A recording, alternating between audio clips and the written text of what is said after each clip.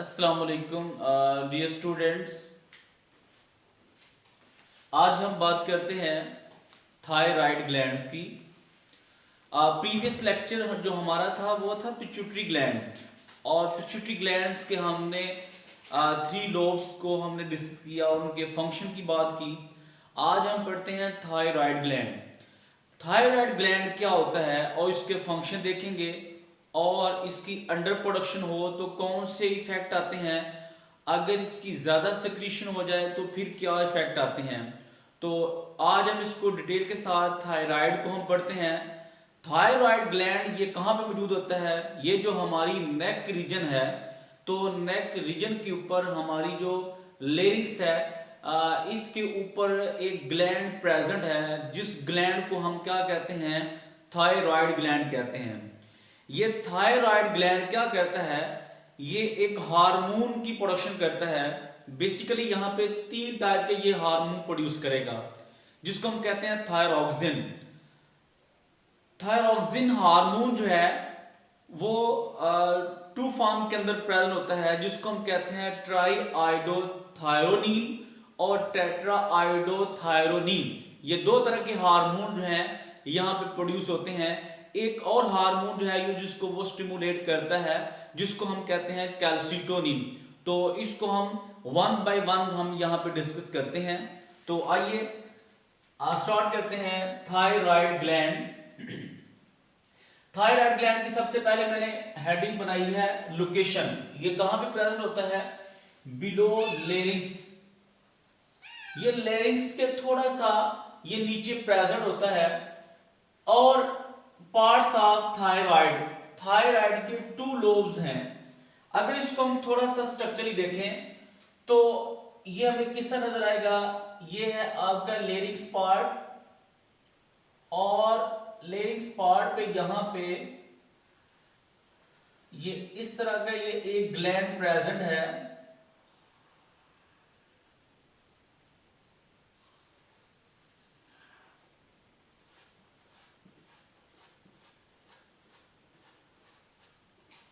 जिसके to lobe हैं।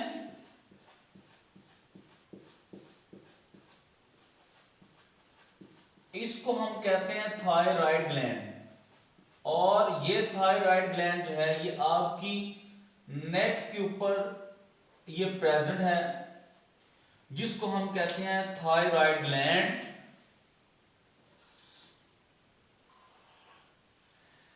अब ये थायराइड ग्लैंड जो है ये क्या करता है, हार्मोन रिलीज करता है। Hormone released by thyroid. Thyroid से कौन से हार्मोन रिलीज होते हैं, प्रोड्यूस थ्री हार्मोन। ये तीन टाइप के हार्मोन प्रोड्यूस करता है। पहला जिसको हम कहते हैं थायरॉक्सिन हार्मोन, और थायरॉक्सिन हार्मोन को हम कहते हैं टेट्राआयोडोथायरोनिन। टेट्राआयोडोथायरोनिन को हम कहते हैं T4। ये T4 जो है इसको क्यों कहते हैं, क्योंकि इसके अंदर 3 एटम होते हैं आयोडीन, 4 एटम होते हैं आयोडीन के। इसमें 4 एटम जो हैं वो किसके हैं, आयोडीन के हैं। इस वजह से इसको हम क्या कहते हैं, टेट्राआयोडोथायरोनिन, या इसको हम दूसरी जुबान के अंदर कहते हैं, दूसरे वर्ड में हम कहते हैं थायरॉक्सिन। और दूसरा हार्मोन जो है जिसको हम कहते हैं ट्राईआयोडोथायरोनिन, जिसको हम कहते हैं T3। इसको T3 क्यों कहते हैं, क्योंकि इसके अंदर 3 एटम हैं आयोडीन के, 3 एटम्स ऑफ आयोडीन। अब ये स्ट्रक्चर के लिहाज से तो डिफरेंट है, लेकिन जो है ये फंक्शन के लिहाज से दोनों एक जैसा ही काम करते हैं। तो जस्ट इनमें स्ट्रक्चरली थोड़ा सा डिफरेंस है T4 और T3 कि T4 के अंदर 3 आयोडीन, T4 के अंदर 4 एटम होते हैं आयोडीन के, और जबकि T3 के अंदर 3 एटम होते हैं आयोडीन के। तो इसको हम कहते हैं टेट्राआयोडोथायरोनिन, और इसको हम कहते हैं ट्राईआयोडोथायरोनिन। ये जस्ट इसके अंदर एटम का थोड़ा सा डिफरेंस है आयोडीन का। तो बाकी इसका जो फंक्शन है वो दोनों ही फंक्शन एक ही परफॉर्म करते हैं। नेक्स्ट हमारे पास है कैल्सिटोनिन।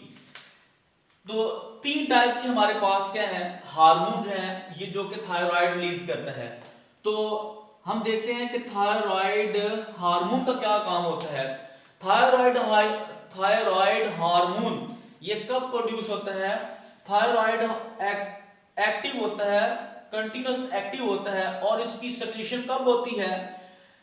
जब रैपिड ग्रोथ हो रही होती है तो तब इसकी सेक्रेशन जो है हो रही होती है, या फिर सेक्सुअल मैच्योरेशन प्रोसेस के दौरान इसकी सेक्रेशन होती है। जब स्ट्रेस सिचुएशन आती है तो उस कंडीशन के अंदर ये थायराइड जो है ये क्या करता है, ये हार्मोन की सेक्रेशन करता है। हार्मोनल सेक्रेशन थायराइड कब ये इसकी सेक्रेशन करेगा? रैपिड ग्रोथ के दौरान, सेक्सुअल मैच्योरेशन के दौरान, और स्ट्रेस कंडीशन के दौरान। स्ट्रेस सिचुएशन कौन सी हो सकती है? या कोई कूल स्ट्रेस आ सकती है, हंगर स्ट्रेस आ सकती है। उस कंडीशन के अंदर यहाँ पे हार्मोन की प्रोडक्शन होती है। तो हम फंक्शन देखते हैं। सबसे पहले है function of T3 and T4। यहाँ पे ट्राईआइडोथायरोनिन और टेट्राआइडोथायरोनिन, ये इसके हम फंक्शन देखते हैं। सबसे पहले मैं देखता हूं कि दोनों function act as metabolic rate. दोनों का फंक्शन सबसे पहले मैं बात करता हूं कि ये मेटाबॉलिक रेट के तौर पे ये काम करते हैं। मेटाबॉलिक रेट के तौर पे ये कैसे काम करते हैं? ये स्टिमुलेटिंग करते हैं ब्रेकडाउन ऑफ ग्लूकोज को। कि मीन के बॉडी के अंदर जो ग्लूकोज की ब्रेकडाउन होती है, बेसिकली ब्रेकडाउन हमारे मसल्स के अंदर जाकर ग्लूकोज की ब्रेकडाउन होती है, तो ये हार्मोन क्या करता है? ये स्टिमुलेट करते हैं। T3 T4 जो है ग्लूकोज की ब्रेकडाउन करवाने के लिए उसको वो क्या करते हैं? स्टिमुलेट करते हैं। और बॉडी के अंदर ये क्या करते हैं? हीट को रिलीज करते हैं। और जो बॉडी के अंदर जो हीट रिलीज करते हैं वो किस फॉर्म के अंदर रिलीज करते हैं? प्रोडक्शन ऑफ एटीपी की फॉर्म के अंदर बॉडी के अंदर एनर्जी को ये क्या करेंगे? उसकी प्रोडक्शन करवाएंगे। इसके अलावा ये दोनों T3 T4 act as a सोमैटोट्रोफन। ये दोनों एज अ सोमैटोट्रोफन हार्मोन मीन के बॉडी के अंदर ये एज अ ग्रोथ के तौर पे काम करते हैं। जिस तरह कि हमने पीछे पढ़ा था सोमैटोट्रोफिक हार्मोन जो कि बॉडी के अंदर क्या करवाते हैं? ग्रोथ करवाते हैं। मीन कि वो हमने पीछे पढ़ा था somatotrophic hormone as a growth hormone. तो like as a growth process को ये बॉडी के अंदर क्या करते हैं? प्रोसेस को इनहांस करते हैं। इस वजह से हम कहते हैं कि both T3 T4 act as a somatotrophin. तो ये क्या करवाते हैं? ग्रोथ करवाते हैं। Act on brain cell. इसके अलावा ये ब्रेन सेल के ऊपर भी एक्ट करते हैं, जो कि बॉडी के साथ न्यूरॉन्स की जो है वो नर्व की जो है वो कम्युनिकेशन हो जाती है। थर्ड इसका फंक्शन क्या है? In amphibians. एम्फीबियंस के अंदर T3 T4 वो क्या करते हैं? एम्फीबियंस के अंदर लार्वा से बनाते हैं फ्रॉग। बास का ऐसा होता है कि एम्फीबियंस के अंदर ये जो मेटामॉर्फोसिस का प्रोसेस होता है वो अफेक्ट हो जाता है। मैंने यहाँ पे एम्फीबियंस की बात की है। एम्फीबियंस कौन से होते हैं? जो कि जिसमें फ्रॉग आ जाते हैं, टोड्स आ जाते हैं, मेंढक वगैरह जो हैं वो उनको कहते हैं हम एम्फीबियंस। तो एम्फीबियंस के अंदर मेटामॉर्फोसिस के प्रोसेस के ऊपर फैक्ट आते हैं। मेटामॉर्फोसिस क्या होता है कि एग से एक अडल्ट ऑर्गेनिज्म बनता है। तो एग से लेके अडल्ट तक जितनी भी चेंजिंग आती हैं इस सब को हम कहते हैं मेटामॉर्फोसिस। तो मेटामॉर्फोसिस का अगर प्रोसेस कंप्लीट नहीं होता, इसका मतलब क्या है कि T3 T4 मीन के ट्राईआइडोथायरोनिन और टेट्राआइडोथायरोनिन हार्मोन जो हैं उनकी प्रोडक्शन जो है वो क्या हो गई है? वो उनकी अंदर डेफिशिएंसी हो गई है। थायराइड हार्मोन की डेफिशिएंसी हो गई है, जिसकी वजह से मेटामॉर्फोसिस का प्रोसेस कंप्लीट नहीं होगा। तो फिर लार्वा से क्या बनेगा? टोड बनेगा, कंप्लीट फ्रॉग नहीं बनेगा। तो ये क्या क्या हो जाती है? डेफिशिएंसी हो जाती है। T3 T4 की अगर डेफिशिएंसी हो जाए तो फिर क्या हो जाता है? मेटामॉर्फोसिस प्रोसेस के ऊपर इफेक्ट करेगा। लार्वा से बनना था फ्रॉग, अब अगर डेफिशिएंसी हो जाए तो थायराइड की सेक्रेशन की डेफिशिएंसी हो गई है, तो लार्वा से क्या बन गया? टैडपोल बन गया। फ्रॉग कंप्लीट नहीं बना, तो क्या हो गया? मेटामॉर्फोसिस अफेक्टेड हो जाएगा। Effects of over secretion.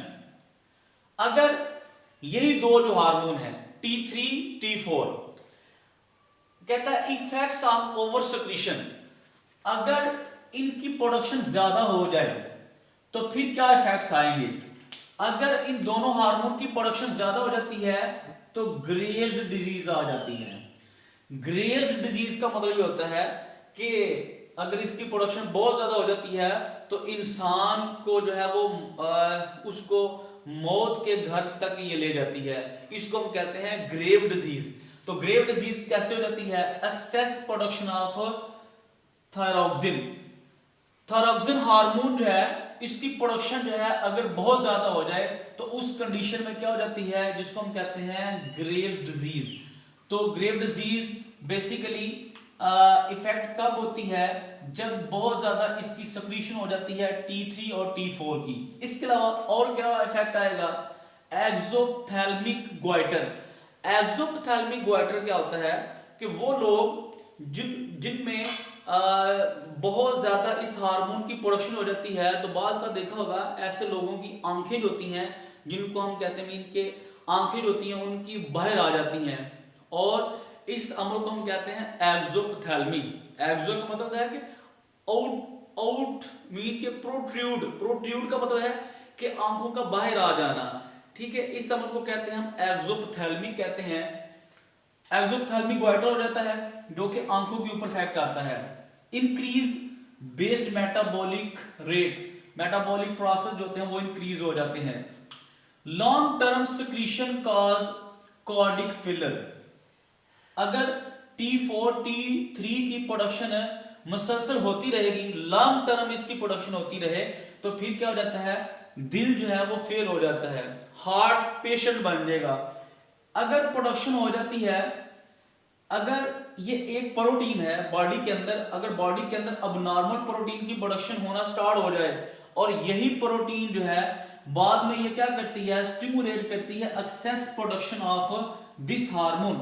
और अगर यही प्रोटीन अब नॉर्मल प्रोटीन की ज्यादा प्रोडक्शन होना स्टार्ट हो जाए तो बॉडी के अंदर यही हार्मोन जो है वो ज्यादा फॉर्म के अंदर सक्रीट होना शुरू हो जाएंगे। अगर यही हार्मोन ज्यादा फॉर्म के अंदर सक्रीट हो जाते हैं तो ग्रेव डिजीज आ जाती है, एक्सोप्थेल्मिक डिजीज आ जाती है। तो ये अमल था इफेक्ट्स ऑफ ओवर सिक्रीशन का। इफेक्ट ऑफ अंडर सिक्रीशन, अगर यही हार्मोन जो है इनकी अंडर सिक्रीशन हो जाए, अंडर प्रोडक्शन हो जाए, मीन के कम सिक्रीशन हो, लेस सिक्रीट हो, तो फिर क्या इफेक्ट आएंगे। तो सबसे पहले इसकी एक डिजीज है जिसको हमने कहा है क्रिटिनिज्म। अंडर सिक्रीशन पे बाय बर्थ इसको हम कहते हैं कोजेंशियल डिजीज। अगर कोजेंशियल डिजीज आ जाती है, बाय बर्थ डिजीज आ जाती है, मीन के ड्यूरिंग पैदाइश, अगर पैदाइश में ही अगर इसी हार्मोन की प्रोडक्शन जो है वो कम हो जाती है, जब बच्चे की ग्रोथ होती है, डेवलपमेंट होती है, तो अर्ली एज के ऊपर बाय बर्थ कंडीशन के ऊपर अगर यही हार्मोन की सिक्रीशन कम हो जाए तो फिर क्या होता है, लैक ऑफ थायरॉक्सिन। तो थायरॉक्सिन हार्मोन की कमी हो जाएगी, फेल्स टू डेवलप नॉर्मली, और बॉडी जो है वो नॉर्मल साइज के अंदर ग्रो नहीं करेगी बल्कि अब नॉर्मल डेवलपमेंट होना शुरू हो जाएगी। स्मॉल साइज, बॉडी साइज क्या रहता है, स्मॉल रहता है। थिक येलोइश स्किन, और स्किन जो है वो येलो हो जाती है, थिक हो जाती है। इसके अलावा मेंटली रिटार्डेशन, मतलब कि मेंटली रिटार्डेशन ये होती है कि मेंटल डिफेक्ट्स आ जाते हैं, न्यूरॉन से इंपल्स प्रॉपर्ली जनरेट नहीं हो सकती, ये डिफेक्ट्स आ जाते हैं। have coarse scanty hairs, और सर के ऊपर खुरदरे बाल आ जाते हैं, मीन के कुछ जगहों के ऊपर जो है कुछ बाल जो होते हैं, हेयर्स लाइक स्ट्रक्चर जो है वो इफेक्ट हो जाती है, तो हेयर्स जो होते हैं वो खुरदरे हो जाते हैं। ये कब हो जाते हैं, बाय बर्थ, मीन के अर्ली एज के ऊपर, बाय बर्थ कंडीशन के ऊपर, ड्यूरिंग अर्ली एज के ऊपर ये इस तरह के इफेक्ट्स आ जाएंगे कि कुछ जगहों के ऊपर बाल जो है वो खुरदरे हो जाते हैं। इसके अलावा स्किन जो है वो थिक हो जाती है, येलो हो जाती है, और बॉडी साइज जो है वो स्मॉल रह जाता है, बॉडी की ग्रोथ नहीं हो रही होती, बॉडी ग्रोथ स्टॉप हो जाती है, जिसकी वजह से बॉडी जो है अब नॉर्मल उसकी डेवलपमेंट होगी, वो नॉर्मल डेवलप नहीं करेगी। इसके अलावा अगर इसका और कौन सा डिफेक्ट है, अंडर सिक्रीशन। अंडर सिक्रीशन के ऊपर क्या होता है, अगर इन लेट लाइफ, अगर ये लाइफ की लास्ट स्टेज के ऊपर ये हार्मोन थायरॉक्सिन हार्मोन जो है उसकी अंडर सिक्रीशन हो जाती है, तो फिर क्या होता है, ग्वाइटर आ जाता है। ग्वाइटर तो आपने पढ़ा होगा कि गिल्लर की बीमारी हो जाती है, नेक रीजन जो है वो स्वेल कर जाती है, नेक रीजन जो है वो इनलार्ज हो जाती है, नेक की स्वेलिंग हो जाती है, जिसकी वजह से बॉडी वेट इंक्रीज कर जाता है, फैट्स इंक्रीज कर जाते हैं, जिसकी वजह से ग्वाइटर जो है वो ज्यादा जो है वो इन्फेक्शियस हो जाता है, जिसकी वजह से मौत भी वाक़या हो सकती है। आयोडीन डेफिशिएंसी, आयोडीन जो है वो डेफिसिट हो जाती है इन डाइट के अंदर। आप जो खुराक लेते हैं तो खुराक में नमकियात जो हैं वो उनकी जो अमाउंट है वो कम हो जाती है आपकी डाइट में, जिसकी वजह से क्या हो जाता है, ग्वाइटर आ जाता है। थायराइड इनलार्ज हो जाता है साइज के अंदर, swelling of neck, access fat, fat ज्यादा हो जाते हैं, वेट इज इंक्रीज्ड और वेट भी बढ़ जाता है। और ये तमाम कंडीशन को जो करेक्टर्स हैं इसको हम कहते हैं मैक्सोएडिमा। व्हाट इज द मैक्सोएडिमा, ये शॉर्ट क्वेश्चन भी है। मैक्सोएडिमा, व्हाट इज द ग्वाइटर, ये भी शॉर्ट क्वेश्चन है, पूछा जाता है व्हाट इज द ग्वाइटर, तो या डिफरेंस पूछा जाता है, डिफरेंस बिटवीन ग्वाइटर एंड मैक्सोएडिमा। ये तमाम करेक्टर की वजह से क्या हो जाता है, मैक्सोएडिमा हो जाता है। मैक्सोएडिमा का मतलब होता है कि पुफीनेस ऑफ हैंड्स एंड स्किन, कि आपकी जो हैंड है, ये जो स्किन है, ये क्या जाती है, पुफीनेस हो जाती है। पुफीनेस का मतलब होता है कि स्किन जो है आपके हाथों के ऊपर स्किन जो है वो स्वेल कर जाती है, फूल जाती है। आपके हैंड्स, आपके पाँव के ऊपर ये स्किन जो है ये उभरी हुई खुरदरी सी बन जाती है, उसको हम कहते हैं thickness of skin. Skin thick हो जाती है। रिड्यूस मेटाबॉलिज्म, और मेटाबॉलिज्म प्रोसेस भी क्या हो जाता है, रिड्यूस हो जाता है।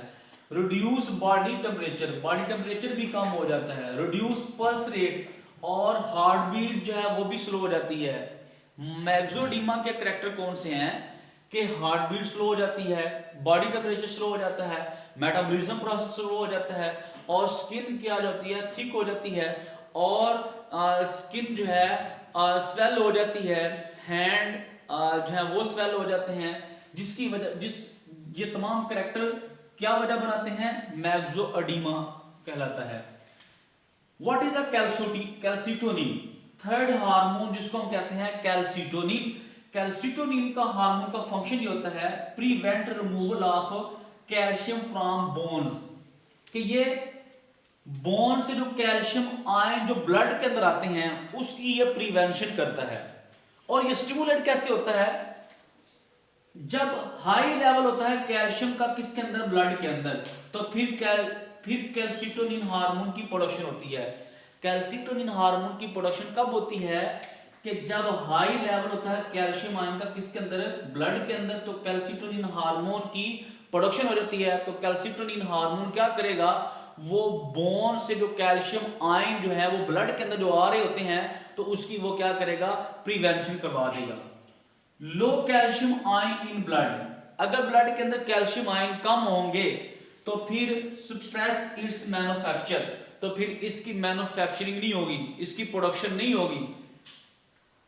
Over secretion and under secretion, अगर कैल्सिटोनिन हार्मोन की डेफिशिएंसी हो जाए या फिर इसकी एक्सेस प्रोडक्शन हो जाए तो फिर क्या इफेक्ट आते हैं, डिस्टर्बेंस ऑफ मेटाबॉलिज्म, जब इसकी ओवर सिक्रीशन हो जाती है या अंडर सिक्रीशन हो जाती है तो मेटाबॉलिक प्रोसेस जो होते हैं उनके अंदर डिस्टर्बेंस आ जाती है। इसके अलावा disturbance of calcium in blood, blood के अंदर जो कैल्शियम आयंस हैं उनमें डिस्टर्बेंस आ जाती है। ब्लड के अंदर जो कैल्शियम आयंस का जो लेवल होता है वो उसके अंदर डिस्टर्ब हो जाते हैं। इसके अलावा इफेक्ट्स ऑन द नर्व्स, अगर मेटाबॉलिज्म के अंदर आयन जो है वो डिस्टर्ब हो जाते हैं, मेटाबॉलिक प्रोसेस के दौरान ये इस तरह के इफेक्ट्स आ जाते हैं, तो फिर बॉडी के ऊपर क्या इफेक्ट्स आएंगे, प्रॉपर्ली जो नर्व हैं वो इंपल्स कैरी नहीं करेंगी, उनके ऊपर भी इफेक्ट आ जाएगा। इसके अलावा स्केलेटल जो है उसके अंदर भी कैल्शियम का बहुत ज्यादा रोल है। वहां पे सार्कोलीमा के अंदर हमने इसका भी रोल पढ़ा है, जिसमें सार्कोप्लाज्मिक रेटिकुलम जो है वो कैल्शियम को वो क्या करवाता है, वो ब्रिज को बाइंड करवाने में हेल्प करता है। तो अगर कैल्शियम आयन ही इफेक्ट हो जाते हैं तो स्केलेटल की मूवमेंट जो है मसल के साथ जो अटैचमेंट होती है वो प्रॉपर्ली नहीं होगी। तो बॉडी मूवमेंट के दौरान जो है वो स्केलेटल मसल के दौरान कंट्रैक्शन रिलैक्सेशन के अंदर इफेक्ट आ जाएगा। इसके अलावा मसल के अंदर इफेक्ट आ सकता है और ब्लड के अंदर डिस्टर्बेंस आ सकती हैं, ब्लड आयन जो है वो रिड्यूस हो सकते हैं। ये कौन से इफेक्ट्स हैं, जब इस हार्मोन की कैल्सिटोनिन हार्मोन की या तो ओवर सिक्रीशन होती है या अंडर सिक्रीशन हो जाती है। सो आज हमने डिस्कस किया है थायराइड ग्लैंड। थायराइड ग्लैंड की लोकेशन कहां पे होती है, नेक रीजन के ऊपर। थायराइड ग्लैंड के पार्ट्स कौन से हैं, इसके 2 लोब होते हैं। थायराइड ग्लैंड जो है वो कितने टाइप के हार्मोन प्रोड्यूस करता है, 3 टाइप के हार्मोन प्रोड्यूस करता है। एक है T3, एक T4 और तीसरा हार्मोन है कैल्सिटोनिन। T3 को हम कहते हैं ट्राईआइडोथायरोनिन। इसके अंदर 3 एटम होते हैं आयोडीन के, और टेट्राआइडोथायरोनिन जो है उसके अंदर 4 एटम होते हैं आयोडीन के। तो ये एज अ स्ट्रक्चरली डिफरेंट है बट फंक्शन के लिहाज से ये सेम काम कर रहे होते हैं। कैल्सिटोनिन को हमने डिस्कस किया है, तो हमने T3 T4 को हमने इसकी अंडर सिक्रीशन के ऊपर इफेक्ट देखे, ओवर सिक्रीशन के ऊपर हमने इफेक्ट देखे। कैल्सिटोनिन हार्मोन जो है उसको हमने उसका फंक्शन देखा और ये कब प्रोड्यूस होता है, हाई लेवल जब ब्लड के अंदर होते हैं तो जब इसकी प्रोडक्शन स्टार्ट हो जाती है, और जब इसका आयन जो होते हैं ब्लड के अंदर कैल्शियम के लो होते हैं तो इसकी मैन्युफैक्चरिंग जो है वो सप्रेस हो जाती है। जब इसकी ओवर सिक्रीशन होती है, अंडर सिक्रीशन होती है, तो बॉडी के ऊपर, मसल्स के ऊपर, ब्लड के अंदर, स्केलेटल के ऊपर ये बहुत सारे डिफेक्ट्स आ जाते हैं। तो आई होप कि आपको इस टॉपिक की अच्छी तरह अंडरस्टैंडिंग होगी। तो नेक्स्ट इंशाल्लाह हम अदर ग्लैंड्स को डिस्कस करेंगे। अल्लाह हाफिज।